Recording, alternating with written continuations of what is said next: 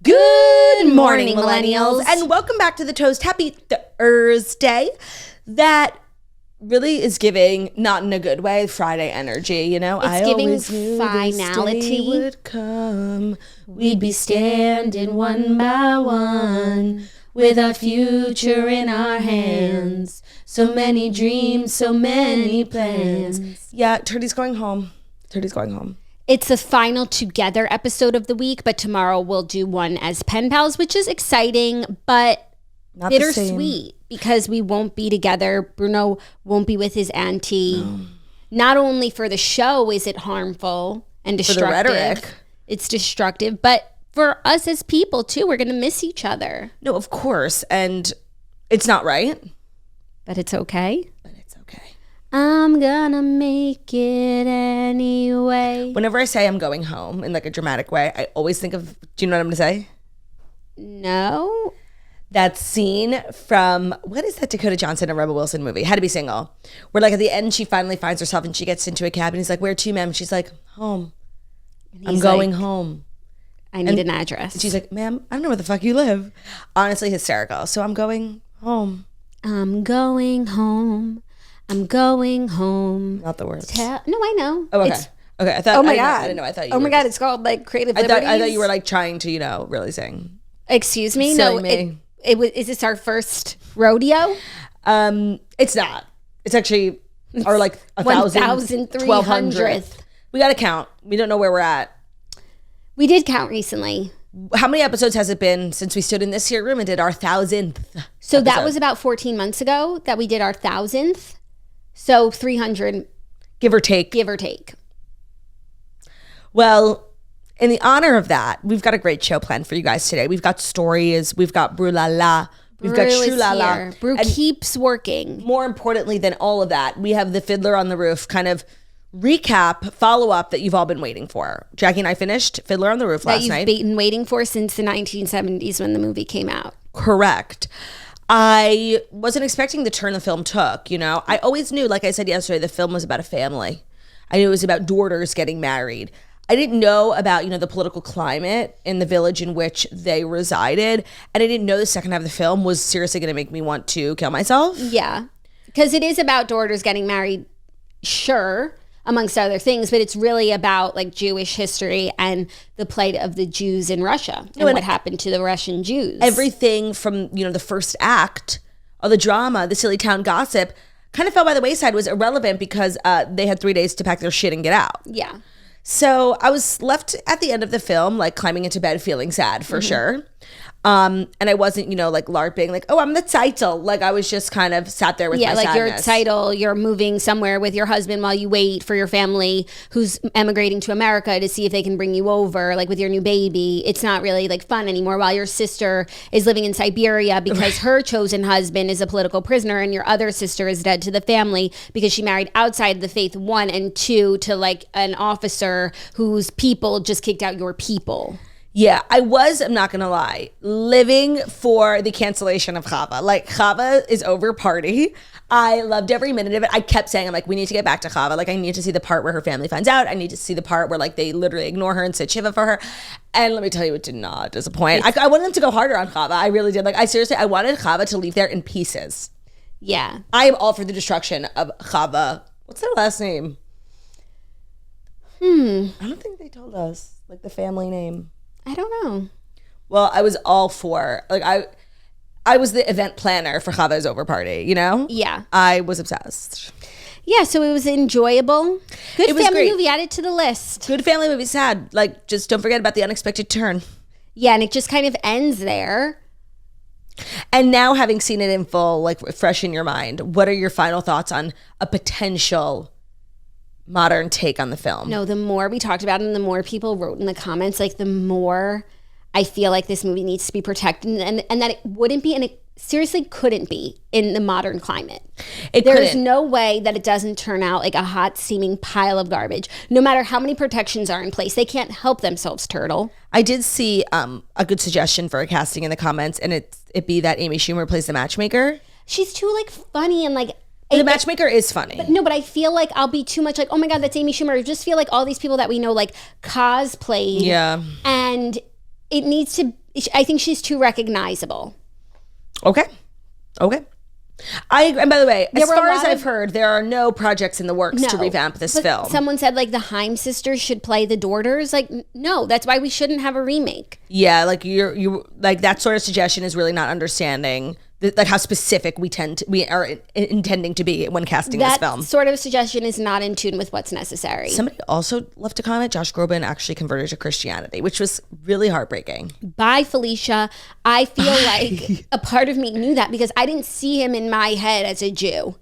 Oh, I did. Somebody told me that like somewhat recently, and like it's been my favorite thing that I've I feel learned. like you're always telling it to me, and I'm kind of like a Josh Groban stan. You are. Like amongst Bruno Mars and Kelly Clarkson, like you can add, he's of that ilk for me.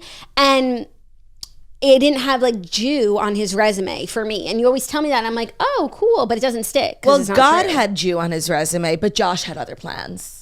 He converted outside the faith. That's what I mean, someone it's said. hard to be a Jew. Look around. No, not everyone can handle it. Clearly, And also, Josh Groban couldn't. historically, you know, what we're seeing right now is not new. No, it is not.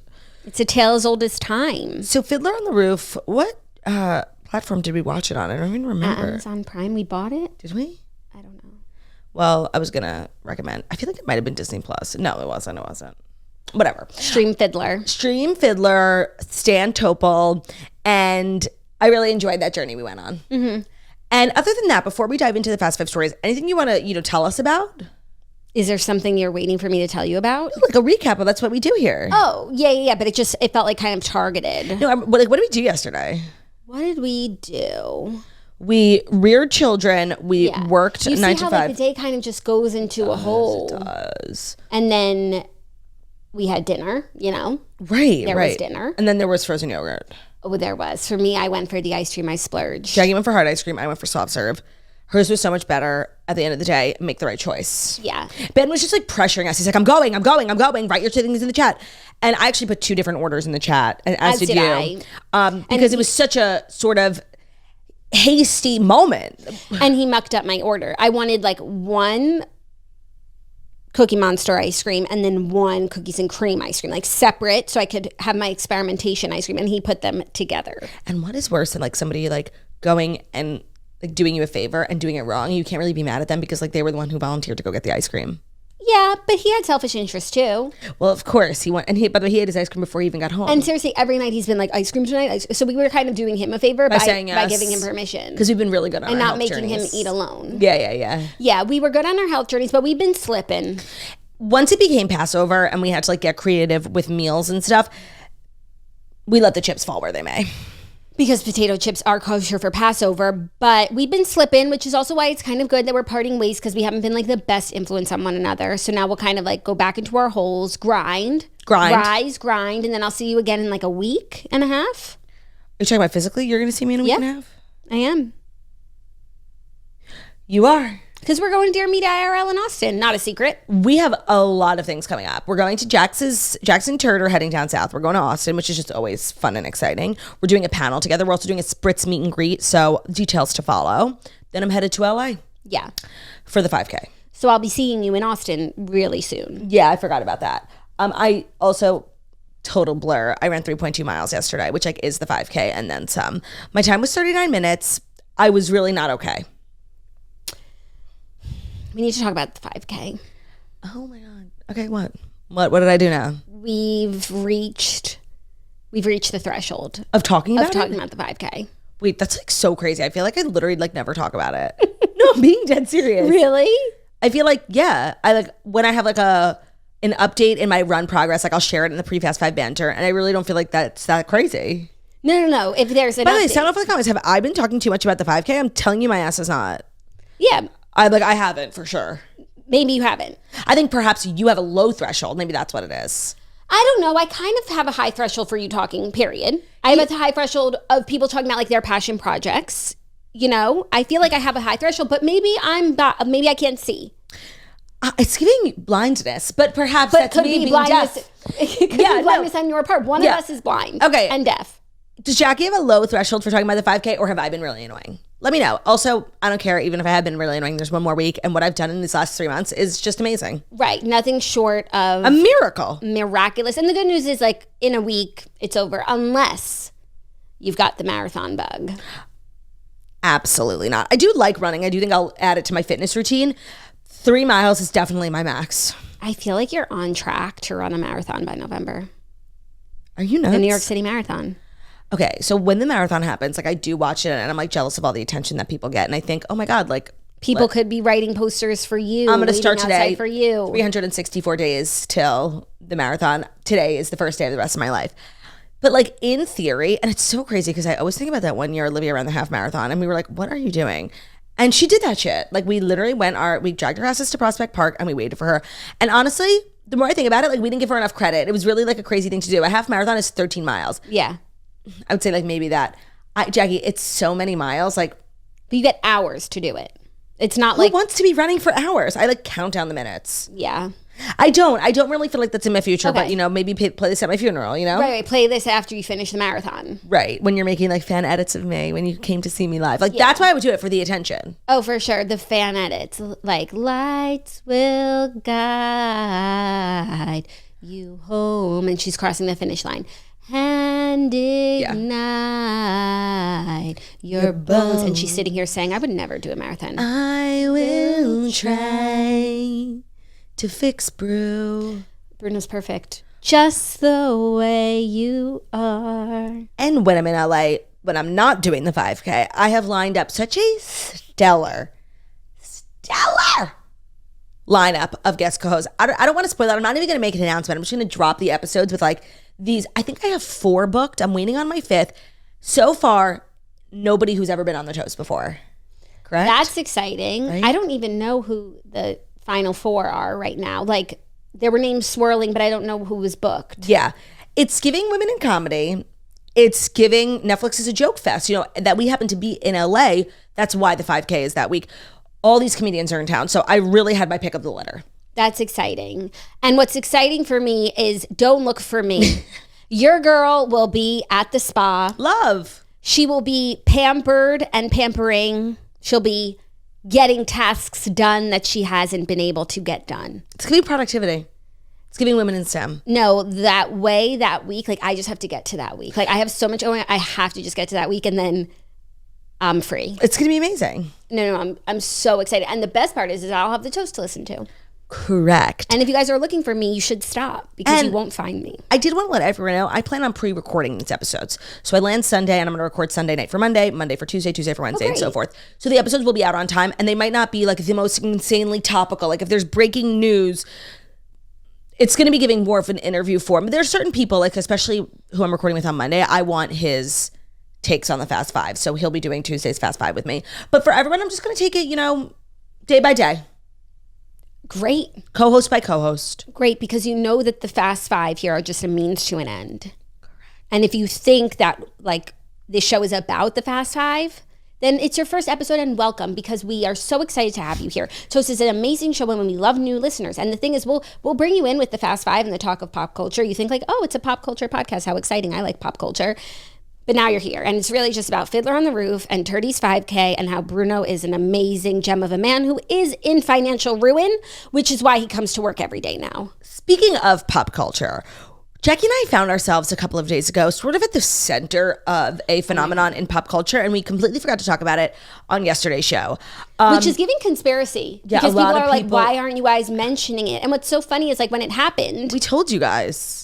What do you mean? We told you guys that this was going to happen. Remember? Oh yeah, we said on our Patreon though that they had that Vanderpump Rules producers reached out asking if they could use a clip from the toast when Jax was on. Sign like a licensing form, and we assumed that it was from that scene where he's talking to Tom Sandoval, like, and it was going to be a clip from the toast when he was talking trash about Sandoval. But they clipped a segment from his and Brittany's podcast instead. Right, so we were like, oh, they didn't choose us. They didn't choose us because that was when Jax was on VPR and it was going into the Valley. So we didn't think we would see Jax again. But then we said that on Patreon. And then the producers actually emailed. They're like, no, it's going to be on a different episode. Yeah. I forgot about that. They were like, no, it's on a different episode. Like, it's still happening. They gave us the air date, but it just completely slipped my mind. Right.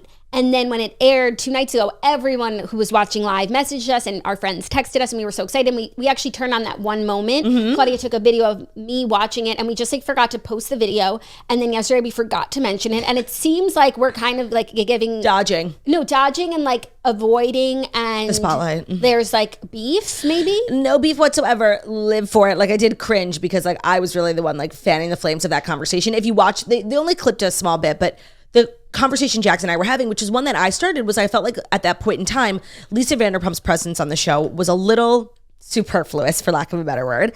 And I was asking Jax like what his thoughts were on her being there when it's like all these younger people and why she was getting involved in their business. And he just went off. Like if I had started what I thought was like a provocative question, he like totally took the bait and he said that she was superfluous, that she was a prop, she betrayed him. Like he really went off. And so Lisa is really angry with him, and that's like a big storyline, kind of, you know, started by Turday. Central to the drama. And I wonder if like when they're at the reunion, they're gonna be like, you said that on the toast. You know? Yeah. No, they usually don't say that. They'll say like, podcast. and sometimes they'll say not about us, but about others. They're like gossip podcast. Reality TV podcast, like Juror Number 9. Shout out Juror Number 9. I hope you're having a good day. We still haven't heard from her, by the way. Like, but if we had, maybe we wouldn't have even told you. Is Juror Number 9, like, do they have to stay in a hotel? Is it like a high profile trial like that? I'm not sure. But also, Juror Number 9. Let's do the gematria of number 9. Half of Chai. Correct. It's giving Tevya. It's giving Juror Number 9 as a toaster, as if we needed any more reason to believe. Yeah, so that's exciting. Again, toast just kind of like central to what's going on right now. Yet another phenomena in pop culture. Phenomena. One of them is plural, one of them is singular. Is that what it is? I believe. You and learn if I'm something wrong, new I like it my way better. And if I'm wrong, so be it. So what? Look, I didn't get struck. Oh, so I'm wrong? What are you going to do about it? Leave a comment? Just leave incessant Create engagement? comments. Create engagement? No, the women's basketball team is still in the finals. That was the men's. Iowa. But you know we ended up being wrong about that, right? Did you ever figure out?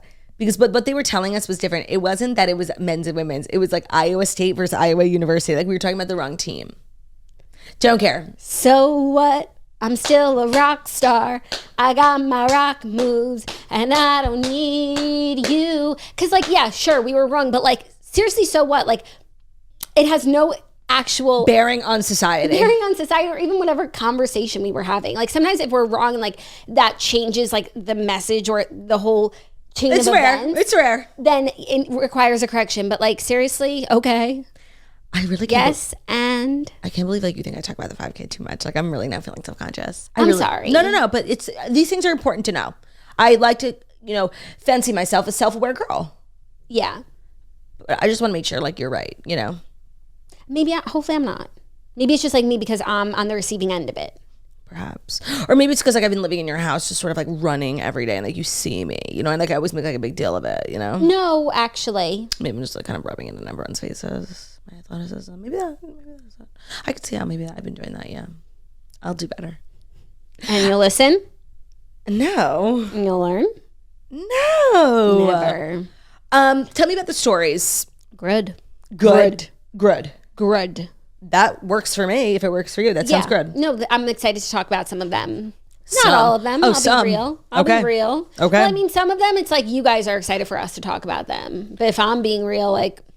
Oh, I feel that sometimes. Yeah, it's giving. like whatever. No, but it's good. I think there's some really interesting conversations waiting for us on the other side of the ads. Oh, okay. Well, on the other side of the ads. With the Nutrafol and Farmer's Dog and... I don't want to spoil it. And Saks.com and Hot Spring Campaign podcast copy. Yeah, it's just a little spoiler alert of what's to come. So now, without further ado, it is time for the Fast 5 stories on the other side of the ads that you need to know.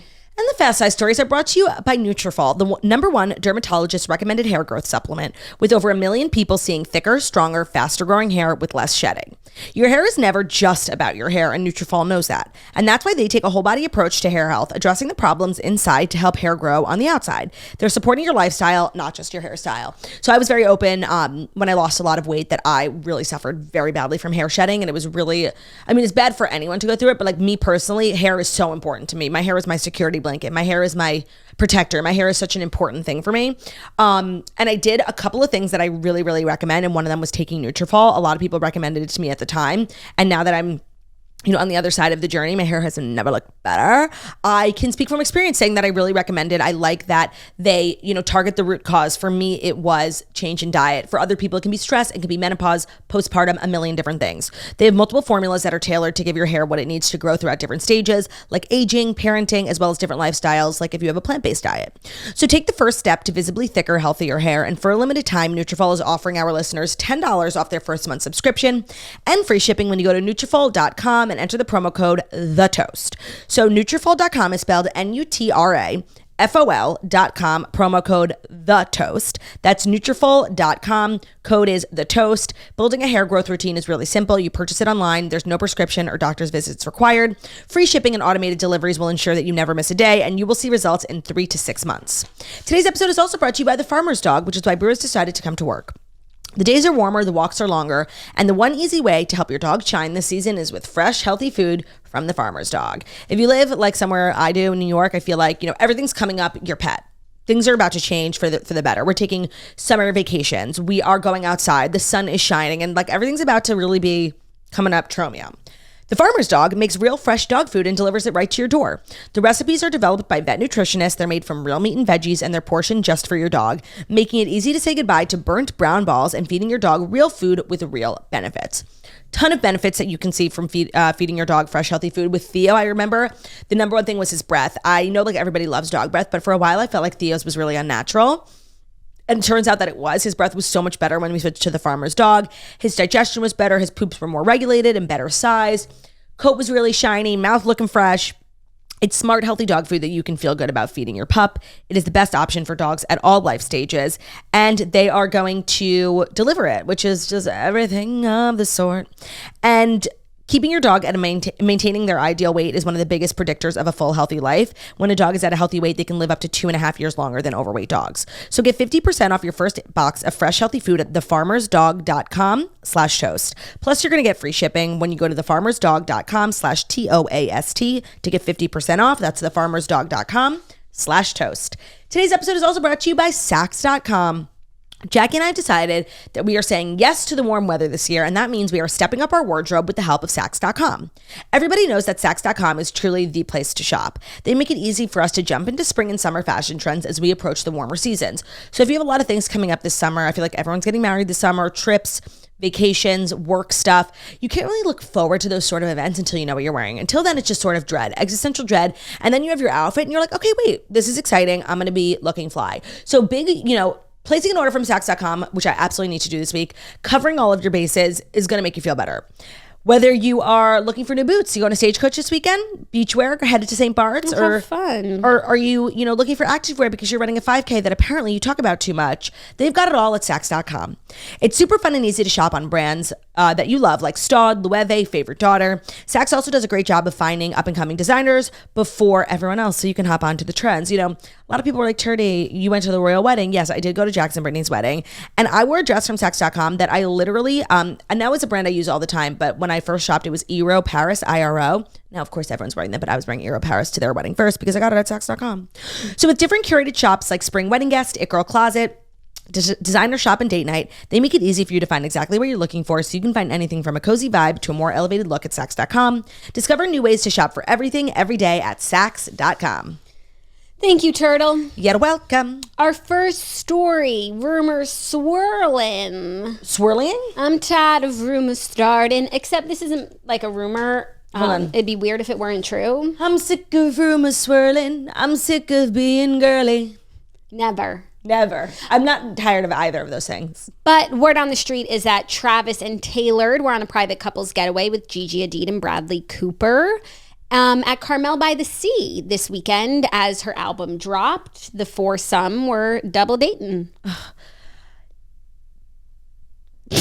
No, wait, I'm trying to find the phrase. Hold on. Taylor Swift to me she's a near perfect person, you know? And the more I learn about her, like later and like the older she gets, like the more I love her fatal flaw. That's the worst thing about Taylor Swift is her friendship with Gigi Hadid, because there's like fewer people on this earth I despise more. And honestly, I'm probably one of the people Gigi Hadid despises most too. Her and her family's anti-Semitism just oozing out of every pore. And it's very tough. And you know, the fact, and I feel like they've always been like really strong, but I feel like their friendship has never been stronger. Like she's spending this weekend. She's like the top of the crop. Like she's like, Taylor has a lot of friends. She's always had a lot of friends, but there are, I think, like 3 or 4 of the celebrity elk that like are her ride or dies. And Taylor's friendship with Kelly Taylor made me like her so, like, as if I couldn't like Taylor more. I love Kelly Taylor. We've been on the Kelly Taylor train before everyone else. Like it was so much cool now, but we've always been. To me, that friendship, I was like, oh, this is a woman of taste, you know? Yeah. And this is like, who do you think she's closer with, Gigi or Blake Lively? Blake Lively. Okay, that's good. Yeah. We stand. No, it's really tough. It's tough. The Zionist 50s definitely have a hard time with this. And I don't know how many of us there are, but I know there's me, Margot, and Liz Woods. And we struggle. Yeah, and that's how she chose to like celebrate her big I know, album they're really weekend. close. I'm sure Travis and Bradley are enjoying each other because also Bradley is an Eagles fan, right? Yeah. So I'm sure he's excited to be with the brother of the Eagle. Legend. Of the Eagle legend was way hardcore. And not to make this story about me, but like, you know, it's tough. It's tough. Yeah. It's also tough because there was a time when like I literally died for Gigi Hadid. Like the Real Housewives of Beverly Hills, Cody Simpson, Joe Jonas. But no, really before that, like when she was on Real Housewives of Beverly Hills and like really her star was taking off and she dated Cody Simpson and she did that. I always think of this one like Australian swimwear company. I think that was like one of her really big first campaigns. Like the way I was obsessed with Gigi Hadid, like was so crazy. And it was because I was obsessed with Housewives and it was just like this natural.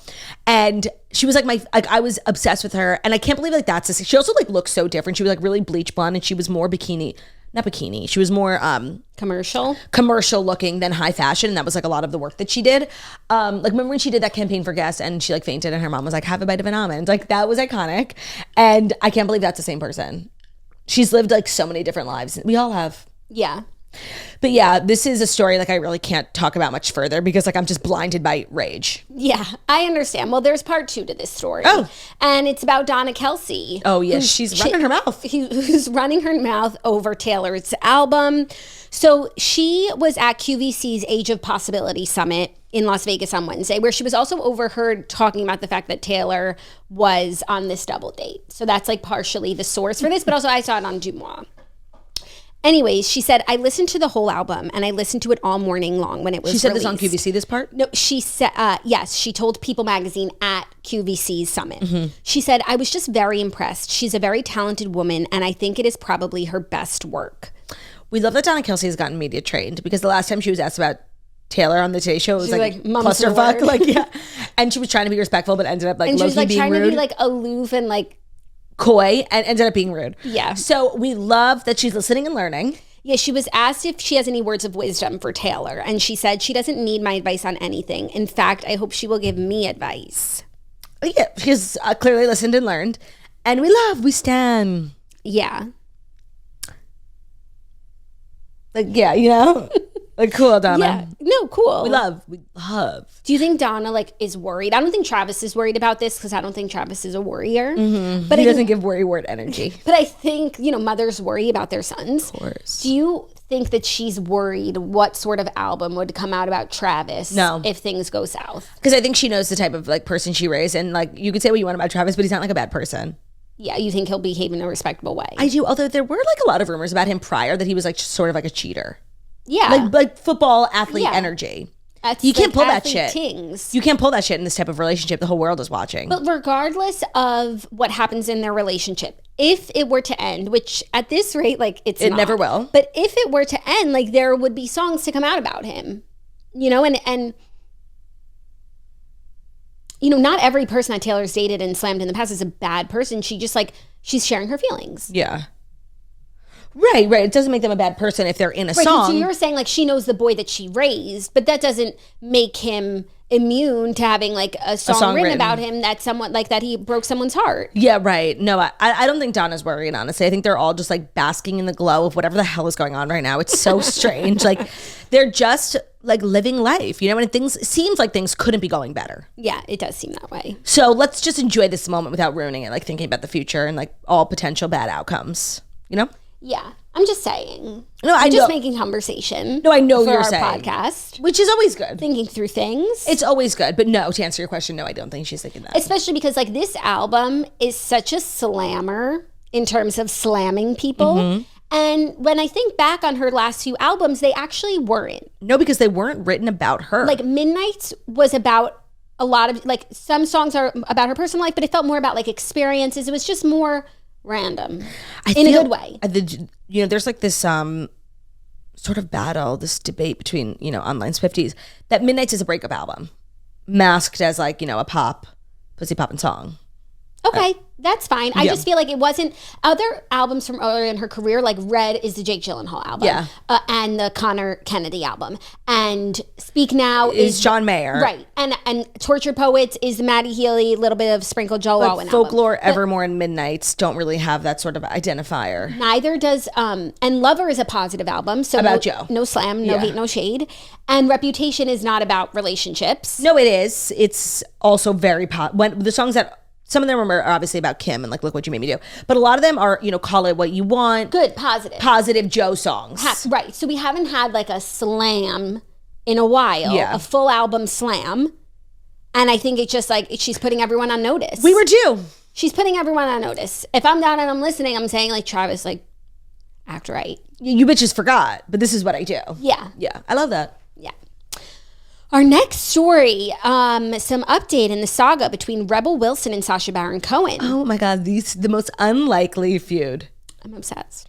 Rebel Wilson's memoir. We were at Barnes & Noble and we like almost bought her memoir because like it's been enticing. For sure, but listen to this. Her memoir will be published in the UK with the Sacha Baron Cohen allegations redacted. Rebel Wilson's memoir will look slightly different when it hits bookstores in the UK. Rebel Rising, which was published in the US on April 2nd, debuts in British bookstores on April 25th, with some passages redacted. They said, we are publishing every page, but for legal reasons in the UK edition, we are redacting most of one page with some other small redactions and an explanatory note. Those sections are a very small part of a much bigger story, and we're excited for readers to know Rebel's story when the book is released.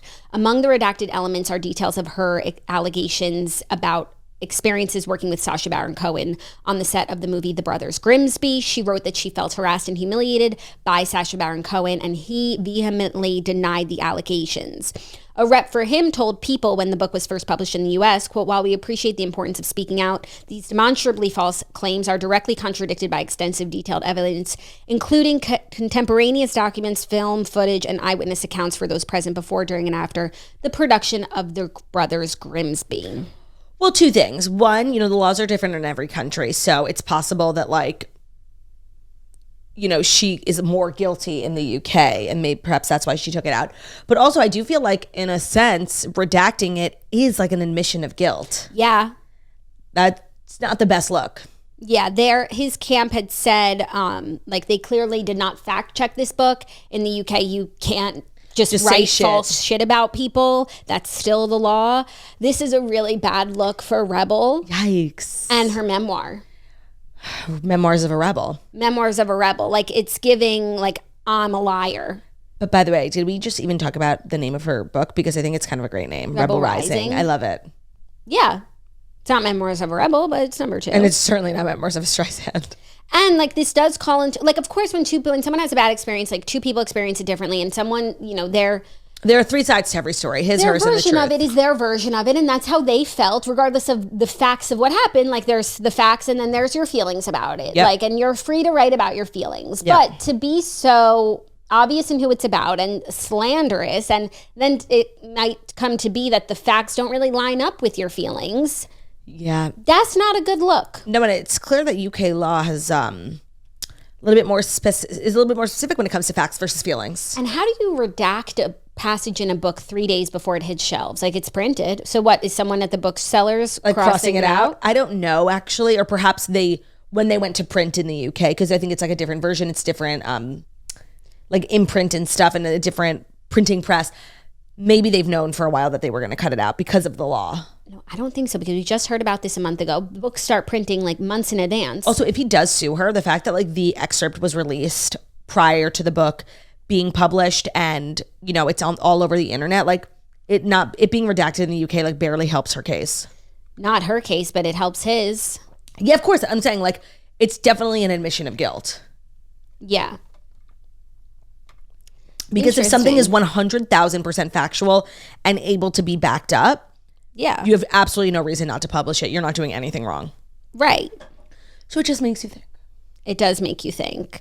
And you know what? Good for him for standing up for himself, because people just like when you make allegations like that about someone, these days they just like, stick. And who would we be to say like, oh, that didn't, like, no, you know, if she says like that's what I experienced, like of course that's, but if that's not what happened, you have to defend yourself. Yeah, because those things just stick, and they're like, well, then you just get a label on you. They're like, of course, you know, alleged harasser Sacha Baron Cohen. That's how they'll refer to you in articles for years to come. Right.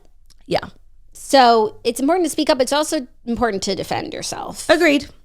Our next story is some crazy legal news. CLN. Harvey Weinstein's 2020 rape and sexual assault convictions in New York have been overturned. So stay tuned for the deets. So Harvey Weinstein's convictions in New York State for rape and sexual assault have been overturned, according to a decision on Thursday, April 25th.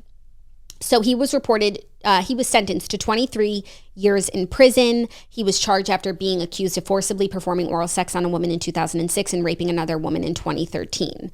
The overturning of the convictions comes after his lawyer claimed that the client didn't receive a fair trial due to decisions of the trial judge, in particular allowing 3 women to testify against him whose allegations weren't included in the case, and permitting prosecutors to potentially confront him about his general behavior. His lawyer claimed that these decisions by the judge meant that Weinstein's character was on trial rather than the allegations at hand. So this has been thrown out, but he is still in prison because of a conviction in California. So it's not like he's getting out of prison. Oh, okay. Yeah. But like, what? Like, are people dumb? Which people? Like, this kind of reminds me like of OJ when that woman Marsha Clark like shit the bed. Yeah. Like, do better. You're literally a lawyer. Do better. Like, there clearly was reason for his thing to get appealed. What you just said, like having women on trial who aren't a part of the case, like whatever, that obviously is against law in some, like, what are you doing? What are you doing? Yeah. Moron. Like, that's the prosecution. People who can't do their jobs, like, really irk me. Yeah. So that's really crazy that was thrown out. When I thought like he was like getting out of jail and we'd go through this trial again. Where is he in jail? In California? I thought in New York. I thought in New York too. Like, which prison? Is he in like a real prison? I think so, yeah. Like, I don't know which prison. Not like a camp, like where, you know. No, because it's where they send Felicity Huffman. No, it's not a financial crime. Right. Where is Harvey Weinstein in prison? Like, did he go where Teresa went? No, Mohawk Correctional Facility in Rome, New York. Now let's look up this facility. Okay, it is, Rome, New York. They have a website.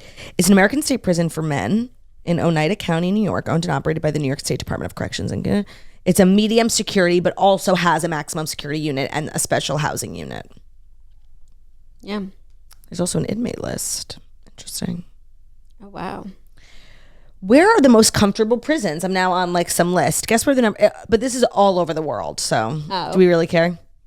Norway, for those who are wondering. Damn, Daniel. Yeah. Are you ready for our next story? Yes.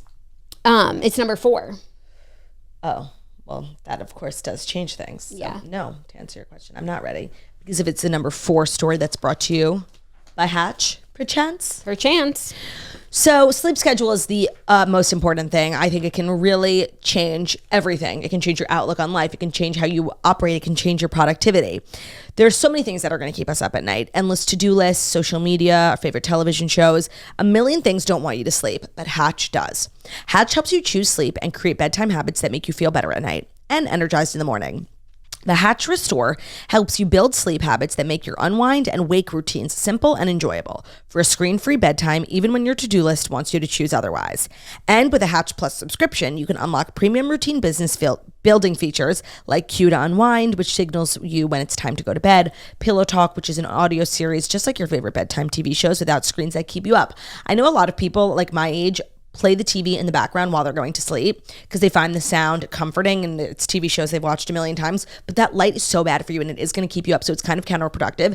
And I love that Hatch has like this entire slate of programming with screen-free entertainment to lull you into sleep. Personally, I love how they wake you up. They wake you up with light, and if that doesn't do it, like 30 minutes later, they'll do it with sound. It's so civilized. It's so makes such a difference in how you wake up. And I'm really into like low lift wellness things. And this is one of the things that Jackie did that I then adapted into my life. And having the Hatch Plus subscription and just the Hatch item itself is so fabulous. Right now, Hatch is offering our listeners $20 off their purchase of a Hatch Restore and free shipping at hatch.co/toast.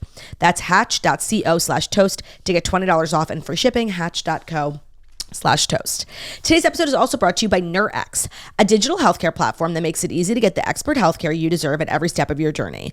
Everybody is different, so Nurx provides treatment and care that's personalized for you. Through life's changes and transitions, Nurx is here to help you make informed choices about your health with care offerings like birth control, anti-aging prescription skincare, treatment for common mental health concerns, and they're all tailored to your unique health history and goals. So their experts are here to help. Nurx's licensed medical providers possess in-depth knowledge and expertise in a range of common health concerns.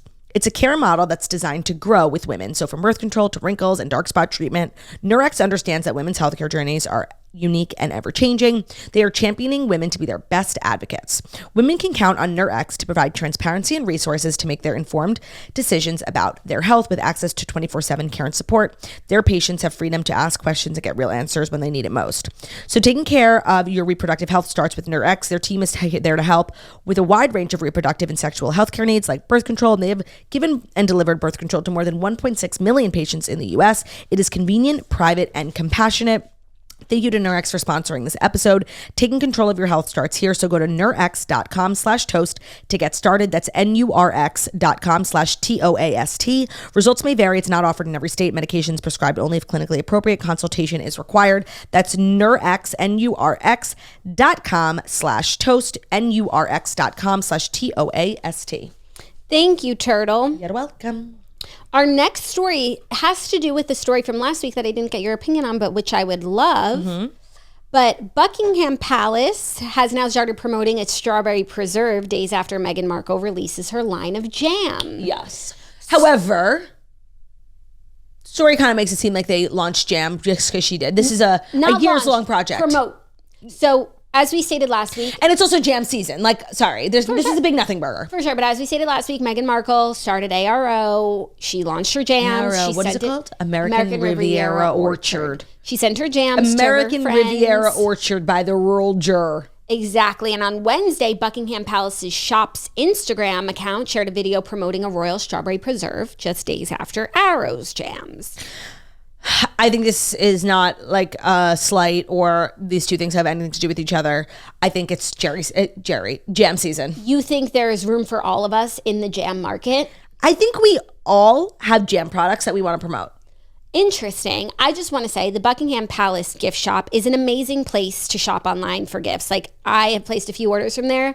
The joy it brings, like, you have to check out Jackie's gift shop. Jackie's nutty, but those cookies, like, you could get biscuits. Everything is like biscuits. So fancy looking. Got like books. Oh my God. Some of the best kids books that I got from there. I got like some history books. It's crazy. Like, you have to look at this website. It's insane. She's not wrong. I'm not gonna lie. She is not wrong. Stationery, a planner, like an apron, just the cutest thing. So anyways, just like shout out to that. So you don't think this is Battle of the Jams? I don't, but I do want to talk about jam.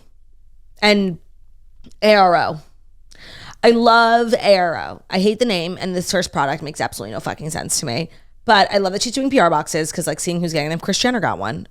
Perfect. She's kind of the only name I know. Me too. But it's perfect, and it's a start. And to say I'm disappointed in the direction ARO has taken when I first was, introduced to the brand and where they would be going, did I think that jam would be? No. I thought we were going to get, a Dutch oven as the first product, or perhaps tea towels, I didn't expect this. And it's an orange jam, which I think is disgusting. I love strawberry jam. I love raspberry jam. I do not like grape jam. And I don't know what's in orange jam. Apricot, perhaps? And it's not for me. But it was presented with lemons. I feel like it has lemons in it. Lemon jam ain't a thing. No, but like you saw the gift basket had lemons. I thought it was more like a stylistic thing, like the season. I think maybe it was a tie-in to the nodes of jam. Nodes of lemon in the jam. Yeah. Interesting. I think the whole thing is like being done really poorly. I'm shocked. It's giving the final jam. It is giving this is real, this is me. That's literally Meghan. She's like, you guys think you know me, but here's my jam. And Buckingham Palace is, I'm too cool, I'm too cool to know you. They're like, yeah, we've been at this camp for 6 years. Good luck, Mitchie. Good luck with your jams at the final jam. Literally, it's giving Mitchie. She's Mitchie Markle. Okay, content idea for the social, like the final jam, but Tess has Charles's face on it and Mitchie has Meghan's face. Oh, that's funny. I don't associate the Buckingham Palace gift shop with Charles, but I guess it's his shop. Lizzie. It's Lizzie's shop. Lizzie is ripped, so it's Charles's shop now. I feel like Kate, when she's well and good and looking to take something on, should really become the face of the shop. And that's... No, but I feel like the shop is perfect. Like the way you described it, like I wouldn't change a thing. I know, but you just said it's Charles's shop. Yeah, he's the king, Jackie. Yeah, and he lives there, and she doesn't, and Kate doesn't, William doesn't. Not yet. Camilla's shop? Camilla has a book club. No, and one thing about Camilla is like I actually like over the last couple of years they've done a good job. Like they've gotten to me. Like I kind of get it. I get it.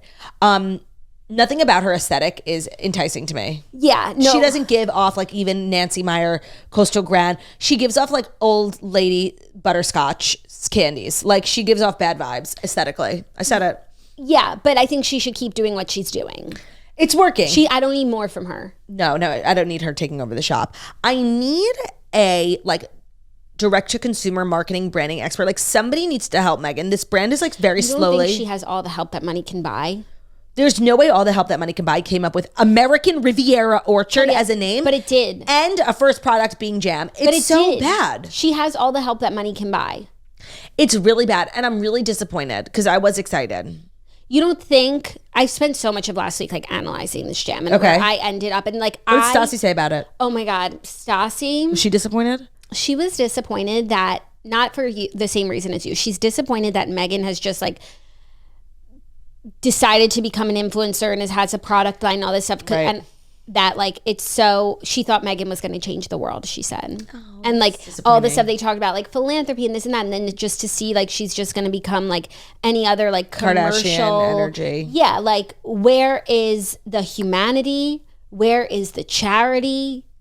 That's where a good point. is the people's change princess of the world? Yeah, like she thought Meghan and Harry had what it took to change the world, and I think we both agreed that if that's what they wanted to do, they could have accomplished way more staying in the royal family. Yeah. And now she's really disappointed that like none of those things are happening. Oh man. Like she's coming from a place of earnestness. No, and clearly sadness, it sounds like. Yeah. Damn. Yeah. Like disappointment in a different way. Real disappointment. Yeah, no, honestly, like it sent a chill through me when she said it. Oof, chilling stuff. But no, where I ended with the jam is I think the jam is a jumping off point. I mean, we're starting hopefully. small and we're going to build out. We can't just start with a Dutch oven. We're not going to beat Le Creuset in a day. No, of course not. Le Creuset wasn't built in a day. This is her lip kit, for lack of a better analogy. The difference being, when I think at the time, especially when I thought of Kylie, I thought of lips. When I think of Meghan, I'm not thinking of jam. What do you think of? I definitely think of like more... I think that's the problem. I don't even know what I would suggest. Yeah. But when the brand was described to me, even though I didn't like the name, I really liked when they announced the brand, what it was going to be. There was going to be like a partnering Netflix show. It was going to give very much Joanna Gaines energy. Yeah, still happening. Yeah. And I think... and also like selling food online is like weird. Do you know what I mean? Well, jams last forever. No, I know, but like it's just weird. Like, okay, Kroger. Okay. Do you know what I mean? Yeah. Like, am I going to get it on Instacart? Kurt? It's just weird. Yeah. I do like a jam though. I love a jam. And Not an orange one. I love a honey too. Maybe that'll be their next product. Yeah. I want honey by David Beckham. He has his own bees. Oh, right. I was like, okay, what's the correlation? Yeah, he takes honey seriously. Yeah. I respect that. He respects them. I hope one day I'm in a position to take Honey seriously. I mean, it's definitely a privilege. You know, like, but right now I'm just like buying the bear from the store. No. And I personally like cannot relate to anyone who's not buying the bear from the store. Yeah, but that's a goal of mine. And if you don't buy the bear from the store, like you should just, good for you. I'm not like saying anything bad, but like you should just like every day like stop and be grateful. Do you know what I mean? Yeah. Because you're on a different planet. If you had a bear, you would know what it's like. But you don't. Right. Are you ready for our fifth and final story, which is some sports news? Oh, man. Yeah. One of our favorite athletes, Reggie Bush, is getting his Heisman Trophy back 14 years after forfeiting it. Come again? So Reggie Bush has had his 2005 Heisman Trophy back as the Heisman Trust announced Wednesday the formal reinstatement of the trophy to Bush amid what it calls enormous changes in the college football landscape. So the decision comes after Bush had forfeited his Heisman Trophy in 2010 in the wake of significant NCAA sanctions for USC, which included Bush receiving improper benefits during a Trojans career that spanned from 2003 to 2005. As part of the decision on Wednesday, the Heisman Trust is returning the trophy to Reggie and a replica to USC. Bush will again be invited to all future Heisman Trophy ceremonies beginning in the 2024 season. It's like awkward showing up to like a facility you've been uninvited from for many years. Like I wouldn't go. Hey. How y'all doing? Literally. Yeah, so I guess the NCAA rules have changed, and now like what he did back then would have been allowed, so they're giving him his trophy back. Well, them like recently changing the rules on like, you know, deals athletes can make and all these different things is so long overdue. I think like people were having that conversation for so many years. But, you know, at the time, like not to be such a narc, like Reggie did like break the rules. Like, you know what I mean? Now that the rules have changed, like he still broke them when they were old. In place. You know what I mean? It's like kind of weird. Like, yeah, you're not breaking the rules now, but you didn't do it now. You did it then. Yeah. I think it's okay. I'm all for Reggie Bush getting his flowers. I just think conceptually, like that's not how rules work, you know? Yeah, unless like the rules were made to be broken. And it's like we were wrong for that rule. Chilling. And we were wrong for the way that we treated you. And this is an admission of that. They were wrong for that rule. And he deserves his trophy. Like, and now let me ask you a question. Did O.J. Simpson get his Heisman Trophy removed? that's such a great question. I believe he had one. Now Also, Johnny Manziel got the Heisman Trophy. Yeah. Did you watch his documentary? I didn't. It was good. I needed to know about him. He did win it in 1968. Did he get it? What happened to his Heisman Trophy? Somebody bought it at auction. But I meant like, not the physical one. Yeah. No, it's such a great question. It's giving willy-nilly. The strange but true tales of O.J. Simpson's 2 Heisman trophies. Yeah, I don't know. Did he get it stripped? But it's now owned by somebody in Reno who collects that sort of thing. But Johnny Manziel won the Heisman Trophy the year that Manti Te'o was up for it. And so that made me like upset. Hate Johnny. Yeah, but then I was like, okay, well, I want to hear about like how did someone beat Manti? And I watched his documentary, which was also like so fascinating. But he broke rule after rule and time again. But he still is a member of the Heisman. Did Johnny ever go to the NFL? Yeah, and he flopped majorly. Oh. No, it's not. He had like literally more natural born talent than anyone, and he completely squandered it. Oh. Like, first of all, like. Okay, Aaron Andrews. Yeah, well, I watched the documentary, so I'm an expert. He broke rules, didn't work, like was drinking and doing drugs, and couldn't even like pass a urine test sometimes, and like not training the way an athlete should train. And he still played really well for a long time under those circumstances, but like he was a liability within the NFL. And what team was he on? I don't know. Let me look it up. But it didn't. I feel like he's a name like that I recognize, but I literally know nothing about him. Maybe I should watch his documentary. Yeah, you should. I think I was in an elevator with him once. That's so funny. I was in TSA pre-check with him once. Oh my God, he's just kind of a man about town. And the paparazzi were following him. On the Browns, he was selected as the 22nd overall pick. But despite his success, he struggled with consistency, and his tenure was ... Damn. Overshadowed by off-field controversies. Yeah, exactly. He was released by the Browns after the end of the 2015 season. Following further controversies during the 2016 offseason, he was not signed by another team before the start of the season and spent 2 years away from football until he returned with the Tiger Cats of the CFL in 2018. He was later traded to the Alouettes during the season, but was released the following year and rendered ineligible to play in the CFL after it was determined he violated the rules of his contract. Not this the CFL. boy is a mess. Not the CFL. Yeah. Damn. Well, it's just a name that I recognize it now. I feel really learned, so thank you. No, you should watch the documentary because it's a crying shame how he squandered natural born talent. I hate watching documentaries like that. Well, you won't feel sorry for him though. No, I mean, enraged. Wasted potential. Ugh, yeah. Like could play hungover and still like slay the house down So the boots. good. Imagine if he tried. Right. Imagine if he stayed sober and like worked out every morning and trained. You know what it's giving?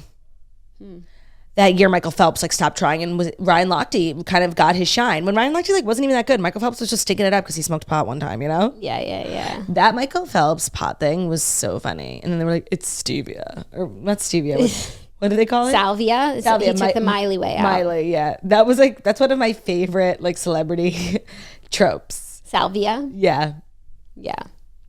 Well, that is our show. Final together, but not final of the week because tomorrow is Friday. We'll be back. Remote girly swirlies, and that's fine.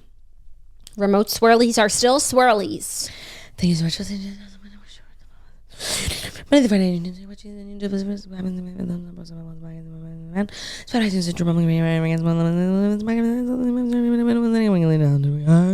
Have a great day, everyone. Love ya. Bye.